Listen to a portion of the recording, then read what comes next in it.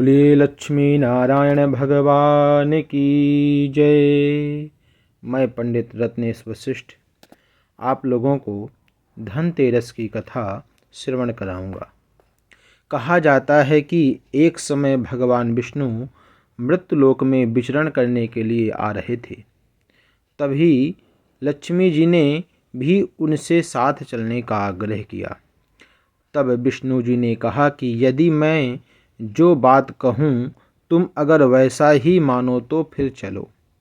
तब लक्ष्मी जी उनकी बात मान गई और भगवान विष्णु के साथ इस भूमंडल पर आ गईं।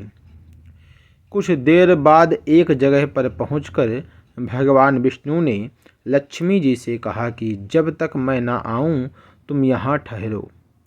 मैं दक्षिण दिशा की ओर जा रहा हूँ, तुम उधर मत आना।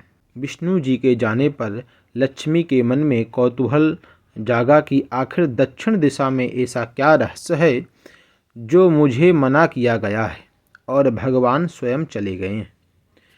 लक्ष्मी जी से रहा न गया और जैसे ही भगवान आगे बढ़े लक्ष्मी भी पीछे पीछे चल पड़ी। कुछ ही आगे जाने पर उन्हें सरसों का एक खेत दिखाई दिया जिसमें खूब फूल लगे थे।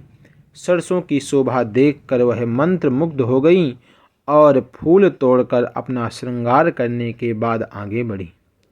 आगे जाने पर एक गन्ने के खेत में लक्ष्मी जी गन्ने तोड़कर रस चूसने लगीं। उसी क्षण विष्णु जी आए और यह देख लक्ष्मी जी पर नाराज होकर उन्हें श्राप दे दिया कि मैंने तुम्हें इधर आने को मना किया था, पर आप आ गई हैं, मानी नहीं हैं और किसान की चोरी का अपराध कर बैठी हैं। अब तुम इस अपराध के जुर्म में इस किसान की 12 वर्ष तक सेवा करो। ऐसा कहकर भगवान उन्हें छोड़कर क्षीर सागर चले गए। तब लक्ष्मी जी उस गरीब किसान के घर रहने लगीं।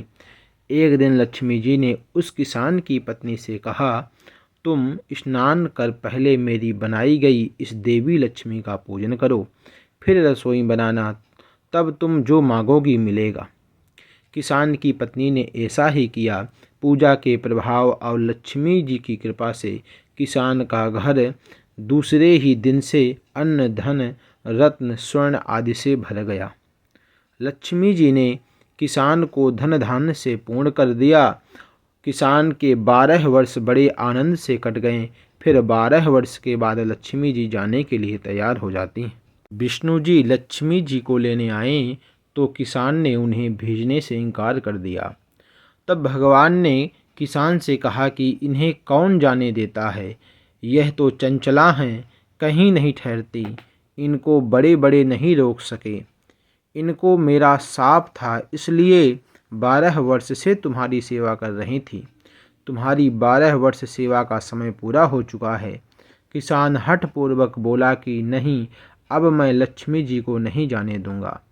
तब लक्ष्मी जी ने कहा कि हे किसान, तुम मुझे रोकना चाहते हो तो जो मैं कहूँ वैसा करो। कल धनतेरस है, तुम कल घर को लीप पोत कर स्वच्छ सफाई करके रात्रि में घी का दीपक जलाकर रखना और सायंकाल मेरा पूजन करना और एक तांबे के कलश में रुपए भर करके मेरे लिए रखना।